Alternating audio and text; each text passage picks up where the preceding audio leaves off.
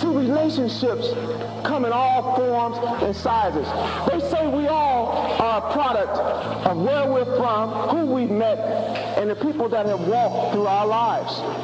And we're a composite of these things.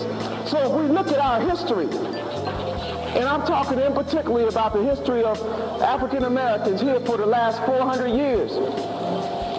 I heard the Reverend Jesse Jackson say this when we were on a panel this summer at the Black Expo. He said for 300 of our 400 years, we were not allowed to have marriages.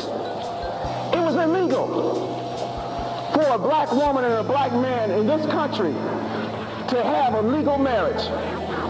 Think about that. For out of our 400 years, 300, it was illegal for us to communicate, to love our children, to respond in the normal way.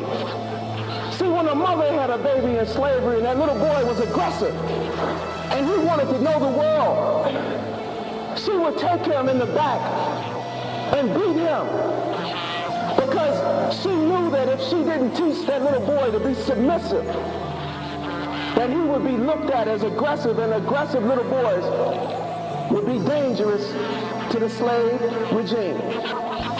For 300 years, we took our little boys and we made them lackadaisical, non-caring.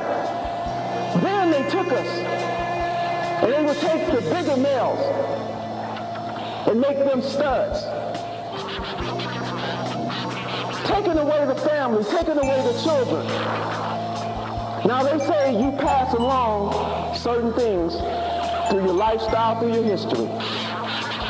Imagine for 300 years, this is the way our families operated. Knowing that a mother would leave her son or her daughter. Knowing that a father couldn't be a father, but he was more of a stud, he was more of an animal.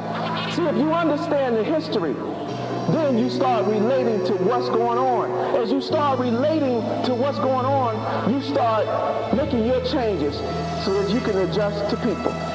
So sometimes when I'm out here and I see a woman who's afraid to talk to me, I don't get upset. I say, I understand the history. See, I know you were taught to be away from me. You were taught to think of me in a negative way. You were taught to look at me in a certain vein. So even though it's not me personally, you're still subjected to something that we all have been subjected to in our lives. When I was starting to write a book,